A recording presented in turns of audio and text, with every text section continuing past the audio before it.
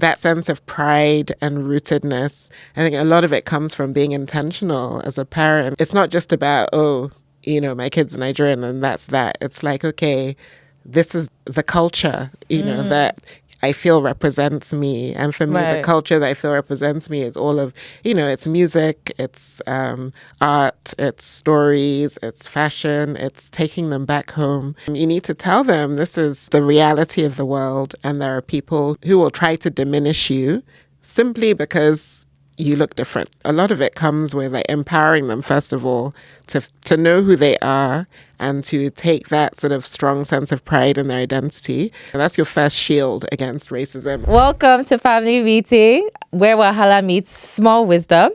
We're here today with an amazing guest, Uju Asika, and she's here to speak to us about racism, but also about identity, about belonging. She's going to teach us a few ways to navigate what a lot of people go through, especially in Britain, but probably many parts of the world, being Black. I'll let her introduce herself. Uju.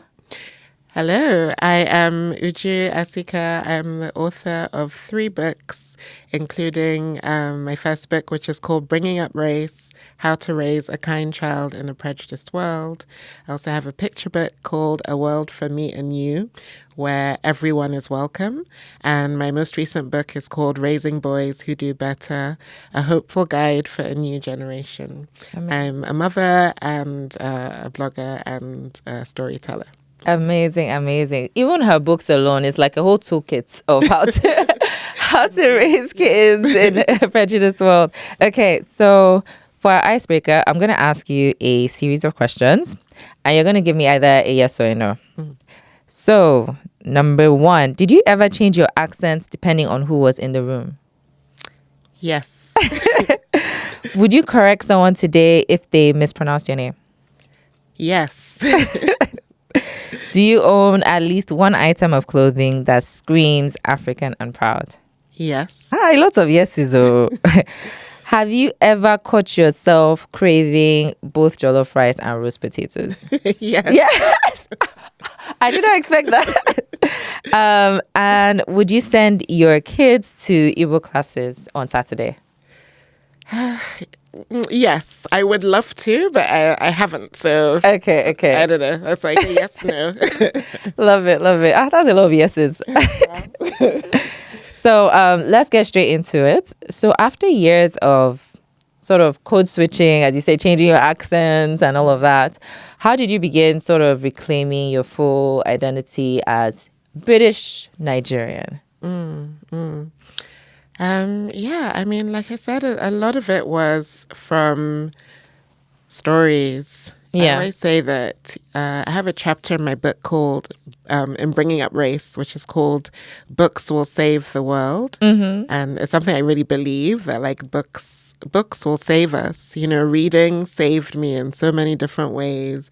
Being able to just like disappear into a story, especially when I was feeling very much like an outsider, in an all-white school, and, finding stories that resonated, felt like home, actually. And through those stories and those storytellers, discovering that, okay, my voice actually is interesting, my experiences are relevant. And so that was part of it. I think a lot of just stories letting me feel seen.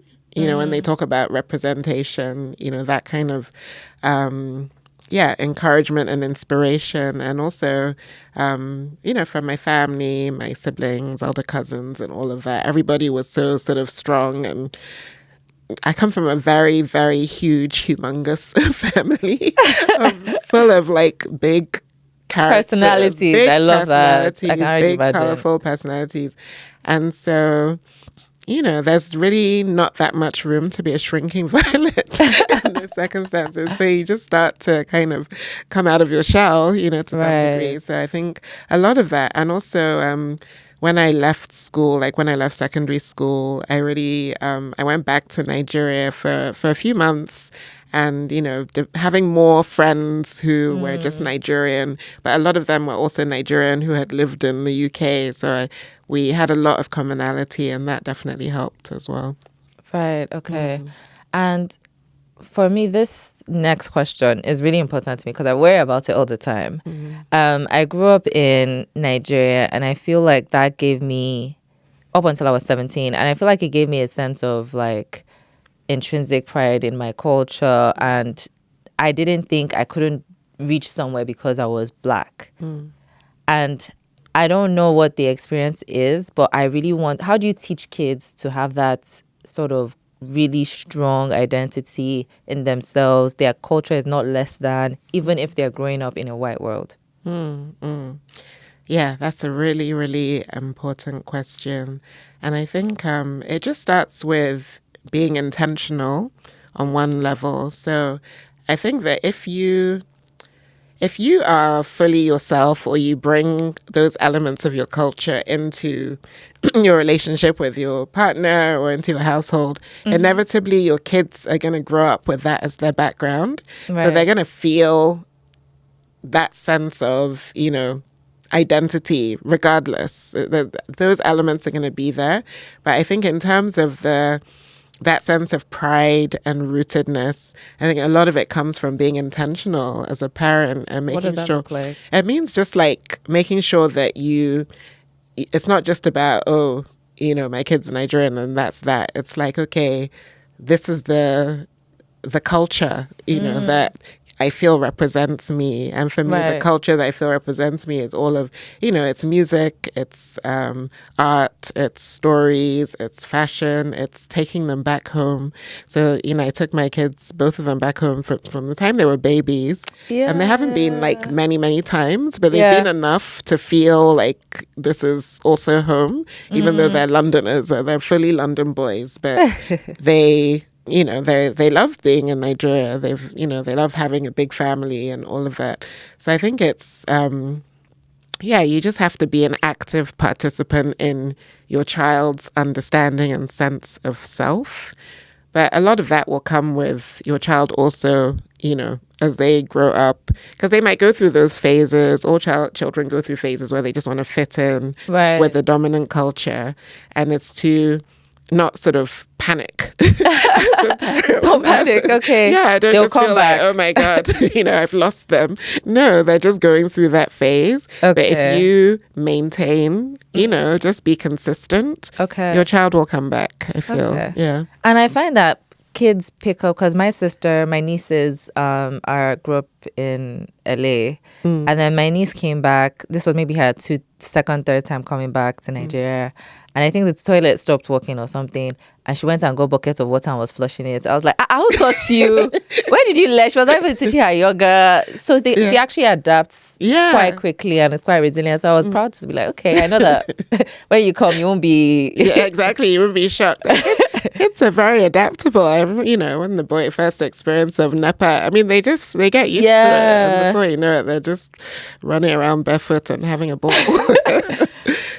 For you, how do you go about when they may, or hopefully not anymore, experience racist incidents? How do you equip children to respond, hopefully not from a place of anger? There is an element of righteous rage, right?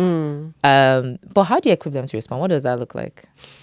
Yeah. I think, first of all, I always say to parents, don't be afraid of, if you're talking to a child about race, which I say it's a really, really important conversation to talk to your children about race and what race is, but don't be afraid to talk about racism. Because a lot of parents, might like dip their toe in the topic of race, but they don't want to actually fill their children's heads with the horror of what might happen and all of this. And I'm like, actually, you need to tell them this is the reality of the world, and there are people who will try to diminish you simply because you look different. Right. That's literally what it comes down to.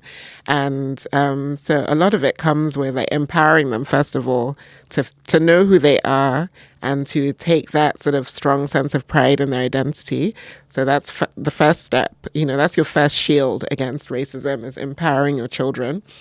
And then, giving them the tools to sort of understand, racism is a funny thing, because there's overt racism, and then there's the stuff that lives underneath. You know, I call it the in bringing up race, I have a chapter called I think it's called Under the Skin. And it's the racism that lives under the skin of British society, which can be much, much harder to deal with.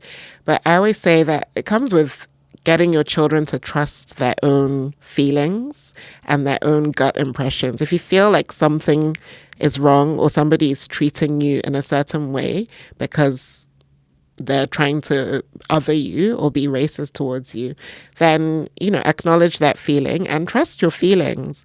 And as a parent, you want to be the person that your child turns to. So that's why you got to have these conversations. So your child can turn to you and feel like you're a safe space to come to and say, this happened to me. You know, when I was a child and I experienced racism, I don't remember turning to my parents. You know, they filled me with pride and all of that, but we didn't have that conversation specifically about the racism that I might experience. And so I wasn't able to really go to them and say, this happened to me. So it's really important as a parent to, you know, be that safe space for them and that space where they'll come to you and say, this happened, and you can now take it further. And also sometimes I say to parents, you know, it can help just to even role play situations at home, like scenarios at home. If somebody says this, how would you respond? Yeah, because I was going to ask, how do you respond in the moment as well? But I guess you could go through those. Exactly. You can go through you can role play different situations. And as a parent, you don't have to have all the answers. You just have to be willing to be there, to have the conversation and say, okay, if this happened, this is what I would do. What would you like me to do? What would you do in that scenario? And then, you know, we work from there and you keep having these conversations. So it's not like just a one-off thing. How do you strike the balance? Because you actually touched on it, between like completely terrifying your kids, making them hate like any other race, like but also still preparing them and equipping them, especially if they're seeing things. Hopefully we don't have another sort of George Floyd incident, but if they're seeing things online, like how do you just strike that balance? Yeah, it can be hard, you know, and I think, you know, I think you just have to keep it real. And, you know, for me, like, for instance, when George Floyd happened, and I was also, I was writing my book and George Floyd happened, all of that. So I was really going through quite a lot emotionally around the topic of racism. And you can, you know, it can fill you with a lot of anger, a lot of anger. And you don't want to just like put that anger and that weight on your child's shoulders. So, like I always say, first of all, home is a safe space. So people ask me, how was it when, you know, during George Floyd, how was it in your family? I say, well, in my home, we were laughing and kicking back and having an absolute, like, the time of our lives, because it was so important for me. You know, when people talk about Black joy and the whole idea of joy as resistance, that was part of that resistance. It's like you're resisting all of the stuff that's happening outside. Is like, that doesn't define us. What defines us as our family is like our silliness and our laughter and our love. So it's like, really, first of all, keeping that protected space for your children of like joy as resistance, knowledge, making sure that they understand what racism is and can learn about it in different contexts, so that they just don't feel like, oh, you know, all racism is one way or it's all about me. I'm like, no, racism is much, much bigger than you. So if something happens, it's a story that's much, much bigger and older than you. And you don't have to fight it alone. And you don't have to feel like you have to just keep fighting it. It's like, no, there's other people around who can carry this and will carry this burden. And you can just be yourself as a child. Okay. So I'm going to move in something a bit more political, because I almost feel like people are tired of hearing about racism. It's almost like, we're done. Like, we've heard you guys have been crying since or moaning since, but it's also an issue that is not going away, and there's still so much left to do, and it's almost like a lashback, and we have leaders in power at the minute who are encouraging that sort of lashback narrative where it's like, we've been helping you guys for too long sort of thing. I guess, how do you, this is probably two questions. How do you still keep speaking about these things and encouraging dialogue on different sides, not just amongst Black people, right? Everybody else. But also for kids, how do you promote like Black kids in like predominantly white systems, like the school and stuff? How do you keep promoting the agenda in the midst of all of this?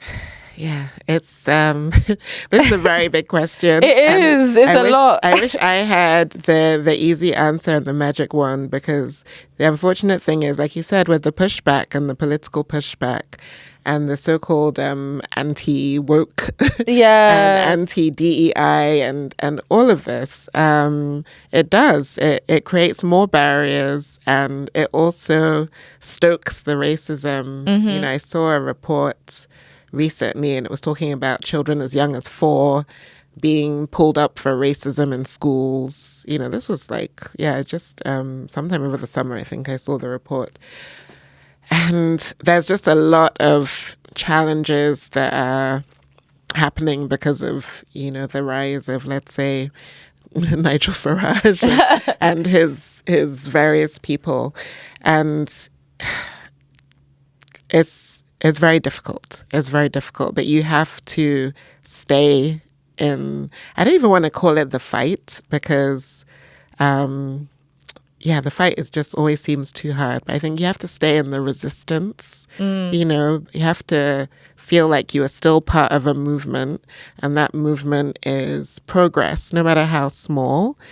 Every single thing that you do is making a difference, even if it doesn't feel like it. So like when I go and give a talk, sometimes I think, what's the point? Like, I'm just saying the same thing I was saying like 5 years ago. But actually, every time I give a talk, I see like a light bulb go off for somebody, and I have a conversation, and they say they're going to go and have a conversation, and you just have to keep doing it like that. When you say each person has to reach someone else, and keep sort of pushing our vision of the world, which is the world that really, how the world should be.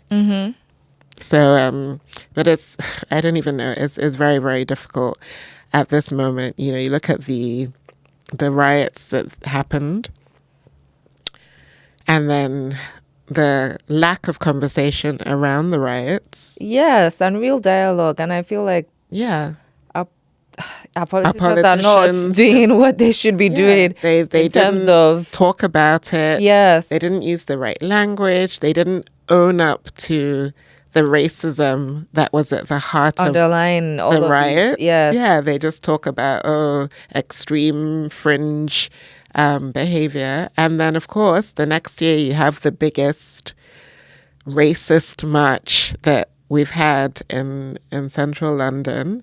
And then again, that's kind of swept under the carpet. And it's a very worrying time, because, when the people at the top are not willing to have those discussions, or engage with people, or really.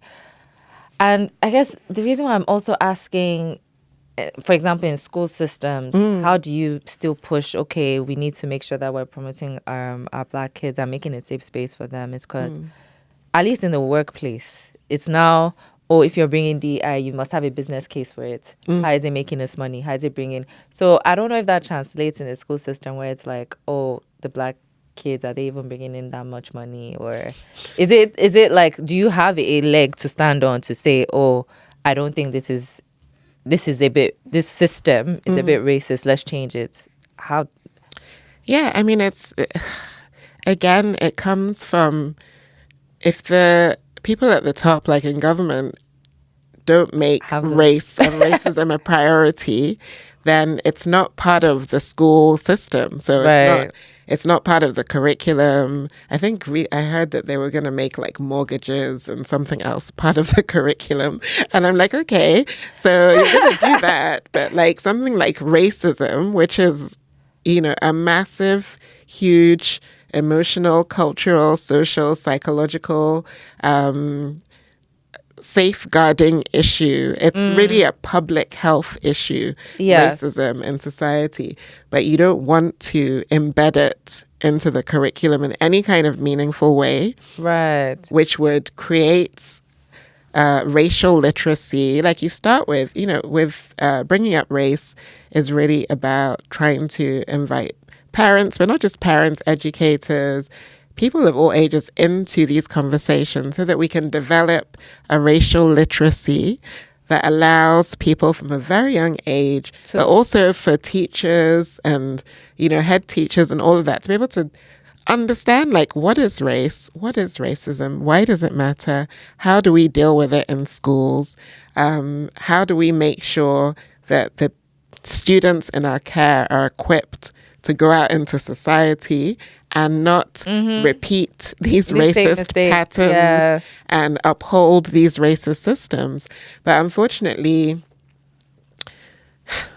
the people who maintain the status quo are doing it for a reason. Okay. Yes, I was going to say because it benefits them. That's just what it comes down to. Yes. I was going to 100% champion that, because at the end of the day, if it's favoring you and a certain class, then you stop having motivation to change that. Exactly. Do you think when you look back, anything has changed for today's Africans diaspora? Has it gotten better or worse?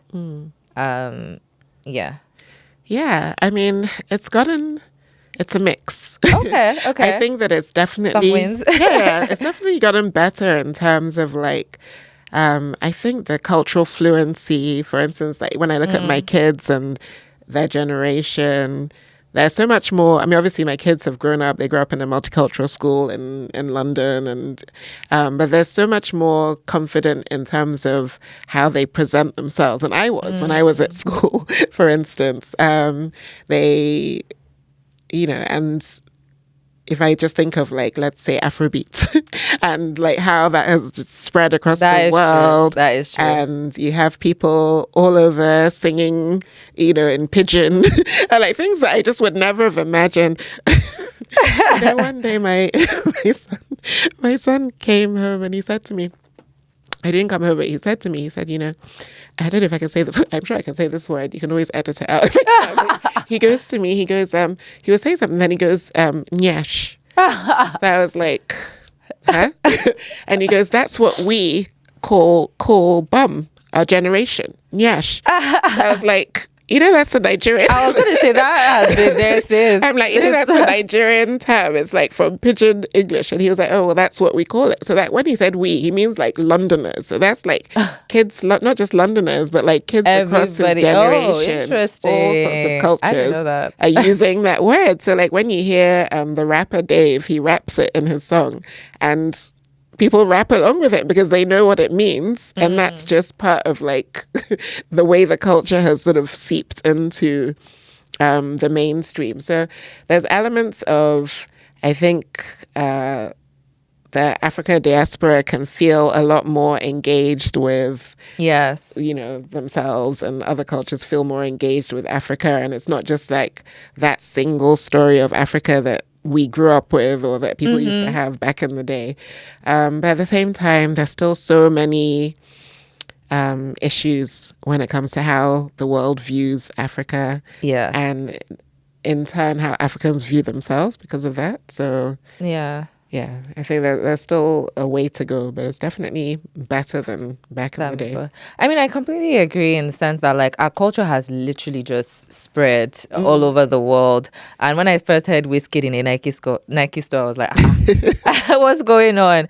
But now that's just normal. Exactly. Yeah. But what I do feel is that sometimes people they're visitors in the culture where they enjoy our music, they enjoy the nice things, but they don't want to identify with the struggles that are the struggles of the people that the culture originates from. They just want to enjoy the nice little music and stuff like that. So I guess there is some way to go in terms of awareness of that, and just people knowing okay, this is where this comes from, and this is what's associated with the culture.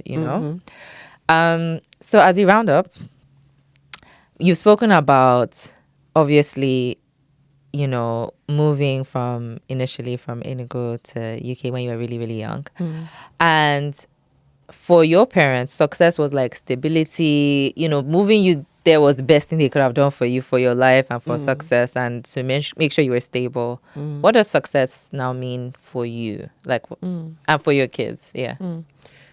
I think success just means feeling content, content with where you are, content with where I am, feeling like I'm using my gifts and my privileges in the service of something greater than me. That for me feels like success. I think also, something, the ability to define success for yourself is a measure of success. Ooh, because it can be... I like that. Yeah, I really think so, because success is so much depends on security. You mentioned stability, and that is security, whether that's emotional, psychological, financial, cultural, all of that security. And when you're insecure, it's very, very hard to even take the time to start to define what is success. How do you begin? Ooh, so I think that's what I would say. For me, I look at my kids and I think success is just, are they happy? Are they safe? Do they know who they are? And are they doing what they feel that they would like to do and are meant to do? And that's it. And you know what? It shows like a progression from like just the survival mindset, but now you're moving into like a different mindset of, okay, I'm stable. Like I'm at the point where I can now define success for me. Yes. So that's beautiful. Thank you. Thank you, Uju, for coming on the show.